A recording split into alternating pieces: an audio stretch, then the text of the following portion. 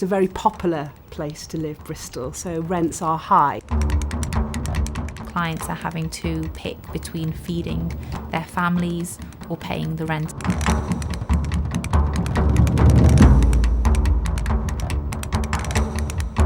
For every one person who's actually homeless, there are 50 people in threatened vulnerable housing.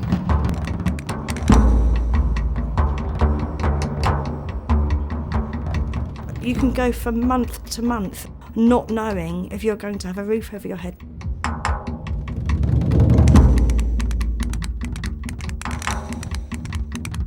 It's all about profit. It shouldn't be about profit. It should be about homes. We are seeing clients pretty much every day coming through our doors at either very serious levels of rent arrears or mortgage arrears, or at the point where they are at risk of being street homeless. I have been working in Bristol since 2013, and I have definitely seen a noticeable rise of people coming into the shelter office with housing problems. It's difficult enough if you have a good job to find decent housing at an affordable rent in Bristol. It's even more difficult if you perhaps are on a low wage or are on benefits.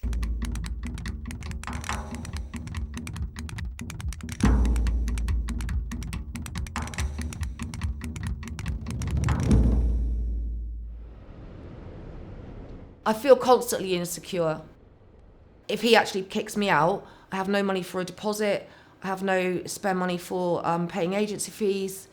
It's a very vulnerable position.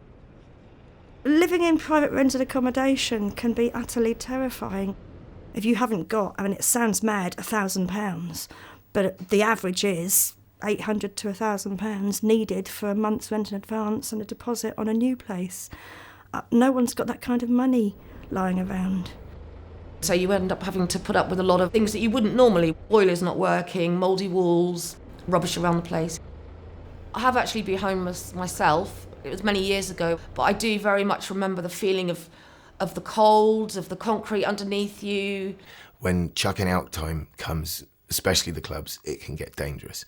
I've known people who had sleeping bags set on fire. I've known numerous people who were glassed. Stress just builds up and builds up.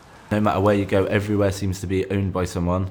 And if you pitch up a tent and there's a few of you together so you feel safe, the police will come along and take them down. I've slept in someone's utility cupboard. I've slept under a fire station. I've slept in numerous car parks. Slept under bridges. I've slept in lay-bys. I've slept under hedges. There's not many places I haven't slept.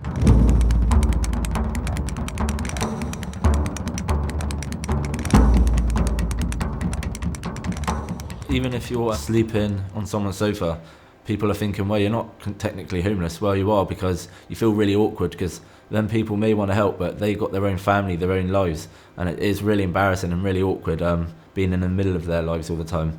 Normal middle-class people are only a few bad decisions or a few unlucky chance events away from ending up at risk of homelessness themselves. I've seen a homeless man who was the manager of a fancy hotel in Bristol. Like, anyone can become homeless. It's not just the people you're imagining.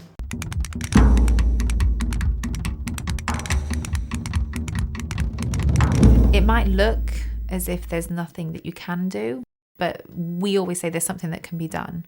Firstly, don't panic. Second thing is get advice as soon as you can. When I was homeless and absent from alcohol, I had loads of help off a Night Stop. I think they're great and they're friendly people to talk to. My situation at the moment is good. I'm in a hostel. They've got a move-on plan. I'm working with the Prince's Trust to set up a business.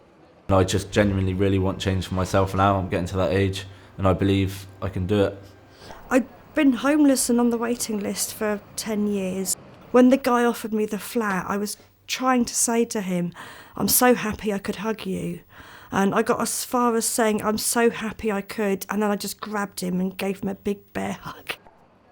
Having a home is something that I think is crucial to human health and well-being.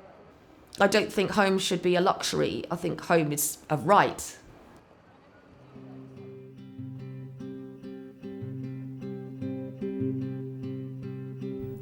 It was one random act of kindness that was followed by another random act of kindness. I was out spot begging before I was badged up for the issue, and I asked someone for money. I was 3p short of not having any electricity over Christmas. I burst into tears. I helped her out with 3 or 4 pence for the Alecki meat. I thought, this is mad. He's looking for a roof over his head. I've got a roof over my head, but no electric. And this homeless person's helping me out. A year later, she took me in off the streets, and we're getting married in a month or so. He got down on one knee on his big issue pitch and proposed to me in front of everybody. I am incredibly lucky.